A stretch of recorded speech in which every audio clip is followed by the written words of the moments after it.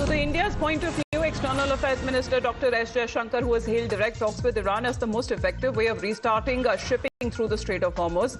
In an interview with an international media portal, he said that he was engaged in talks with Tehran and that talking has now yielded in some results, saying that two Indian-flagged liquefied petroleum gas carriers, Shivalik and Nandadevi, carrying about 92,712 metric tons of LPG, crossed the Strait of Hormuz on Saturday en route India. He has also now said to the media portal that this was an example of what diplomacy could bring, where he said that there is no blanket arrangement for Indian flagships and that Iran has not received anything in exchange. Let's get connected with Srinjoy on this. Srinjoy, this development is coming in as far as talks that have been successful. And we are not talking about just one-on-one exchanges that have been taking place on multiple fronts with multiple leadership that seems to be involved.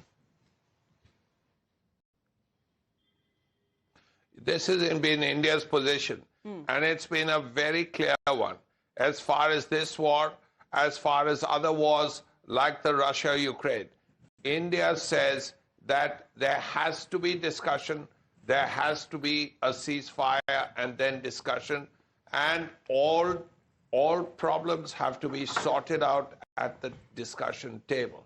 This is exactly what Jaishankar has said to a foreign media portal.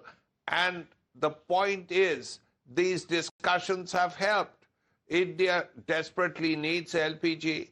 And after these discussions with the Iranians, the two ships have gone through the Straits of Hormuz. Now, that's a clear example of how discussions, diplomacy, debate, all of that can help. And this is something that the External Affairs Minister of India has suggested should happen. The war should end. There should be debate. There should be discussions. There should be diplomacy in place. Absolutely, because as far as India's energy needs are concerned, well, that is paramount and that has been made clear on multiple fronts. As far as friends of Iran is concerned, for them, the Strait of Hormuz has been opened. And for that, we are looking at not just Indian, but other countries as well who have been now given a safe passage as far as when it comes to their energy needs are concerned. So two of these ships, these tankers that we are looking at, let's talk about Shivalik and Nandadevi. It's an LPG tanker that we're looking at. The destination is Mundra in Gujarat port, and the ETA is expected today at 4 p.m. So this is the Shivalik vessel that is en route India, and the other one is Nandadevi. Well, as far as when we speak of this destination, this will be reaching Kandla port in Gujarat, and the ETA is expected to be around in the evening today, as far as before midnight, when the tanker is expected to dock the Gujarat port. So all of these development, Srinjoy, will also further ease when it comes to the other Indian stranded ships that are also there in the Persian Gulf. Yes, External Affairs Minister Jaishankar said that there's no blanket clearance for Indian ships. But naturally, there will be discussions, there will be conversations, and hopefully all the Indian ships that are there, stuck there, can come out. As you know, the Navy is also on alert, on standby. If any naval help is also required, there is an understanding that neither the Iranians nor the Americans and the Israelis will fire at Indian warships. So that is also a relief for the Indian side, because India is not an involved party. So as a result, if there are warships, Indian warships in the area, no one is going to shoot at an Indian warship. But the important part is, as a result of dialogue, as a result of discussions and diplomacy, two Indian tankers carrying 70,000 tons of LPG, much needed, I must say, have gone through the Straits of Hormuz and should reach India today. And that's a sign that diplomacy can succeed. Well, Mr. KP Fabian is also connected with DASA. Good morning. Is this India's diplomacy that is now yielding results? Yes. India's diplomacy is yielding good results. And what we have to understand is that Iran has been playing very good chess. Initially, Iran said that the Strait of Hormuz was being blocked. In fact, they had threatened to do that days and days ago, even before the conflict started. And then it had that impact on the oil prices. But later, Iran has started saying that, for friendly countries, India, China, and others, the strait is open. Then when Trump came out with the idea of asking other countries, and ridiculously enough, China also, to send navies, which they will never do, because if you send your navy, the American commander will command it. And nobody wants navy to be commanded by somebody else. And in any case, if you are chartering a tanker, you will never send your tanker there because, why get into crossfires, So that was a ridiculous idea. But then Iran played a beautiful game. Yes. It is blocked only for America and Israel. So there is no question of, So I think it is playing well. And let us see what happens. My view is that Trump has been skating on thin ice, getting thinner and thinner, and he might declare, quote, victory, unquote, before he falls. Yes, because that is the kind of statements that President Trump multiple times on multiple occasions has been already making. Thank you very much, Mr. Fabian. Appreciate your point of view. Srinjoy, now speaking of the Navy, are there any reports of the Indian Navy also being deployed there, as far as in the Gulf of Oman to monitor and to provide, if any, cover for the India-bound merchant traffic? Well, the government of India has to clear it. So far, it has not been required to do that. When there is a requirement, surely the Navy is ready. As I said, it's on alert, it's on standby, so it can move very quickly. But the point is, at this point, till the government decides that the Navy is necessary, the Navy will not move that side to the Straits of Hormuz. But you saw 2 Indian ships going through the Straits of Hormuz with great ease. So if that is so, then it's a really positive sign that Indian ships, even if there is no blanket clearance, the fact that 2 Indian tankers carrying 70,000 tons of LPG have gone through is a clear sign that this could happen again and again in the future. Yes. Because Patikrit is also connected with us. Well, diplomacy yielding results, Patikrit. However, there is no blanket arrangement for Indian flagships that Iran has not received anything in exchange. That seems to be the statement coming in from External Affairs Minister Dr. S. Jaishankar. Yeah, it would be difficult even for Iran to have a blanket arrangement or only for Iran. But the larger message that Iran is trying to give is that it is not against all the countries. It doesn't want all the countries to suffer. But yes, because there's a conflict going on, so they may have certain reservations about certain ships of certain countries. However, in the larger context, it shows that India's strategic autonomy, India's entire approach to have a neutral and a nuanced stand, maintaining good relation with everyone, and at the same time having equidistance when it comes to a conflict like this without taking specific sides. I think it's yielding results. Today, we are probably one of the only very few countries which have a good relation with the Israelis, the Arabs, and as well as have a very, functional relationship with Iran. Not many countries have it. They are either of this side or that side.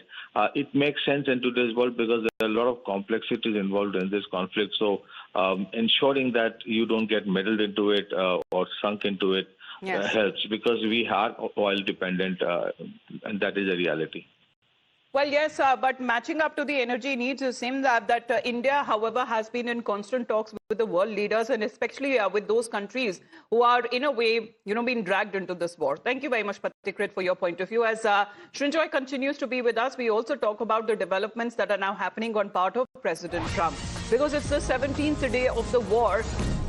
And while energy markets remain on the edge, Donald Trump, after claiming that Iran has been defeated and decimated, he's now called on other nations, including China, to secure the Strait of Hormuz. He wants China now to police the Strait of Hormuz, and he has named about 7 countries to send their warships to keep the Strait of Hormuz open. However, his appeal has brought no commitment coming in from any of those countries.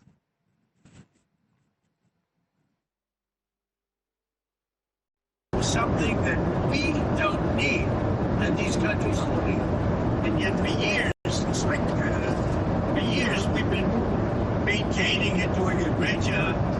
And now that the war is, now that they've been diminished in terms of military, their military has been greatly diminished, I think it's a good thing for other countries to come in.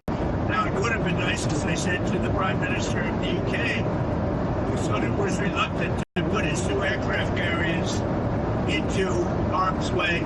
That would be 2 weeks ago. And as soon as we demolished, essentially, pretty much demolished it, we're not over yet, but pretty much we're in great shape. Let's put it that way, everybody knows. He said, we'd like to send our aircraft carriers. I said, I don't want them after we win the war. I want them before we start. So whether it's, whether we get support or not, but I can say this, and I said it to them, we will remember. Right, Shinjoy, why is President Trump seeking help of China there? China, as a friend of Iran, has been given a straight passage there across the Strait of Hormuz. And speaking of the help that he wants to extend of the US Navy, is he now admitting that US can't do much when it comes to unblocking of the Strait of Hormuz? This should have been thought out even before the war began. And this is something you would have expected the American political and system and the armed forces to have worked out, because they knew that this was going to happen. The Iranians had said so even right at the beginning, that if war breaks out, we will close the Straits of Hormuz. So that had to be kept in mind. Now, why that didn't happen, it cannot be explained. But it's important to know that maybe the president expected the war to end very quickly. Maybe he thought all this, Iran would be Venezuela and there would be a Delcy Rodriguez, but that hasn't happened. 70 days into the war, there is no Venezuela type situation.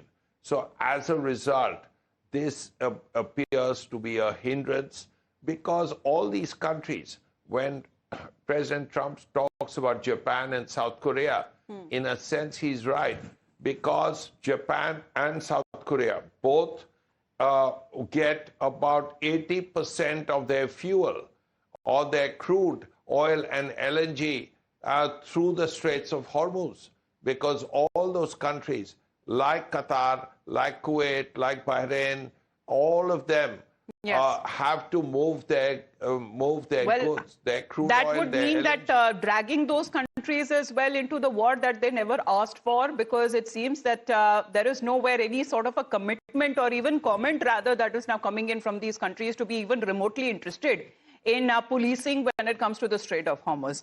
As Shinjoy continues to be with us, because Donald Trump has been boastful as far as carrying out this war, this conflict, and extending it to now to 17 days, because he has now been saying that Iran wants to negotiate badly, but who do we talk to? Because the entire Iranian leadership, according to President Trump, has been decimated. He says that they want to negotiate badly, as they should, but I don't think they're ready to do. But we will finish the job. Well, that seems to be the statement now latest coming in on part of President Trump. He is now saying that it will be the United States of America that will be finishing the job. Of course, it was the US and the Israel that jointly launched the strikes on Iran on the 28th of February. They want to negotiate. They want to negotiate badly. I don't think they're ready. Just on what I'm hearing, they want to negotiate badly, as they should. But I don't think they're ready to do what they have to do. But I think they will be at some point. But we're doing very well with respect to that old situation already. We are talking to other countries about working with us for the policing of the strait. And I think we're getting good response. If we do, that's great. And if we don't, that's right too. Remember, like as an example, in many cases, the NATO countries, we're always there for NATO. We're helping them with Ukraine. And many instruments got a notion in between us. Doesn't affect us, but we've helped them. Well, Shinjoy, President Trump says, who do we talk to? Iran says, well, we were on the talking table when you attacked us. So what really happens? Yes, talks were going on in Geneva. And top American officials trusted by President Trump were involved in those discussions. What we've heard from other people is that the talks were going very well. And the Iranians had made a lot of concessions which they hadn't earlier. So to go to war just when concessions were being made is a question that many will ask. Was that the right decision? That's the first thing. Now, yes, he's right that the top leadership has been decimated. Yes, the supreme leader, Ali Khamenei, died in the fighting on the first day. So did many, many Revolutionary Guard Corps leaders. But there is a president. There is a new supreme leader, Mujtaba Khamenei. So therefore, there are people to talk with. But at this point, are the United States and the Iranians ready to talk with each other? Yes. That's really the question. Well, President Trump said that we started the war. However, Iran says that we will finish the job. But both sides have been, in a way, claiming that there will be no talks or dialogue that would be happening as of now, because even the new leadership, the line of succession on part of Iran, is unacceptable to the President of the United States of America. Shinjoy, we'll reconnect with you back after a short break. You're watching Times Now.